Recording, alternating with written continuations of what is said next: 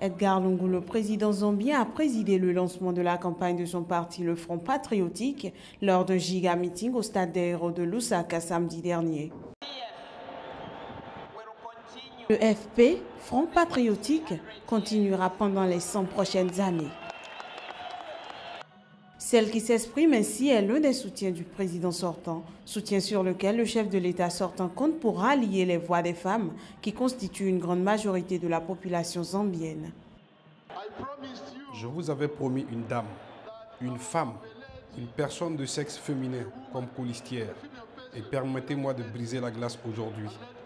Pour éviter tout doute, ma colistière est Madame Inonge Kutukwa Wina.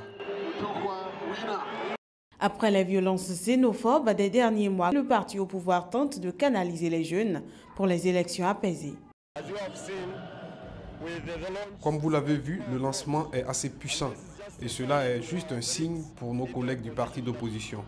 Faites attention à nous, quand le 11 août viendra, ce sera une défaite écrasante. Et les jeunes ont été invités, sur le conseil de notre président, à ne faire aucune violence. Né en 1956, Edgar Lungu a occupé plusieurs postes ministériels avant de devenir président début 2015 après la mort du président Sata. À l'époque ministre de l'Intérieur, il a été cité par plusieurs organisations de droits de l'homme pour avoir toléré les violences policières et autres agressions contre les homosexuels. Selon plusieurs observateurs, Lungu, qui bénéficie de l'appareil de l'État, part largement favori de la présidentielle, dont les enjeux restent finalement la sécurité et la participation.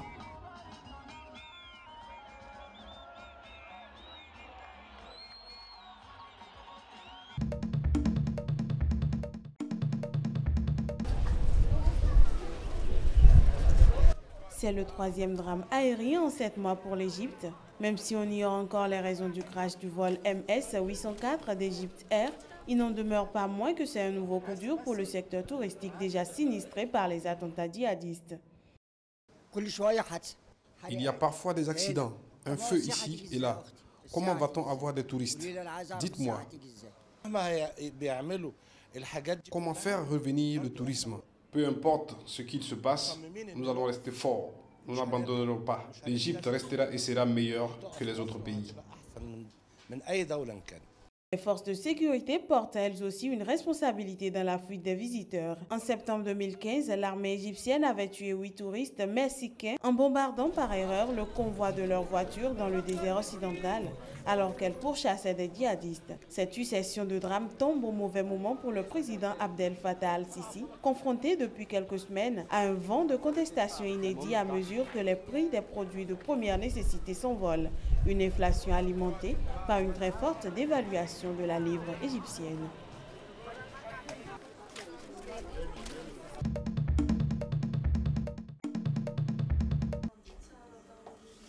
Des sacs tendance entièrement conçus à la main, des nœuds papillons remis au goût du jour, Manuela Rakutmang dirige la marque Alizé depuis 3 ans. Son matériau fétiche, le raffia, une fibre naturelle endémique à Madagascar. Elle emploie une dizaine de couturiers qu'elle forme au travail à la chaîne. Aussi, en tant qu'entrepreneur, ce qui est difficile, c'est d'arriver à recruter des gens assez professionnels. Parce qu'aujourd'hui, par exemple, dans l'artisanat, les artisans savent crocheter de mère à fille, mais elles ne savent pas forcément les techniques pour crocheter. Il y a vraiment eu un suivi et une mise en place d'un cahier des charges afin que les produits soient aux normes ou tous à la même taille. Saja Bambam est spécialisée dans les vêtements de scène et de clips vidéo. Sans entreprise ni employé, elle habille les chanteurs les plus populaires et excentriques de Madagascar, avec quelques rudiments appris dans une école de couture. C'est vrai qu'il devrait y avoir une vraie école de stylisme, là où on apprend aux jeunes créateurs de créer, mais pas de coudre, mais de vraiment créer un modèle. Il y a pas, ici, en fait, il n'y a pas d'école de stylisme, mais des écoles de coupe et couture, donc ils ne nous apprennent que les bases.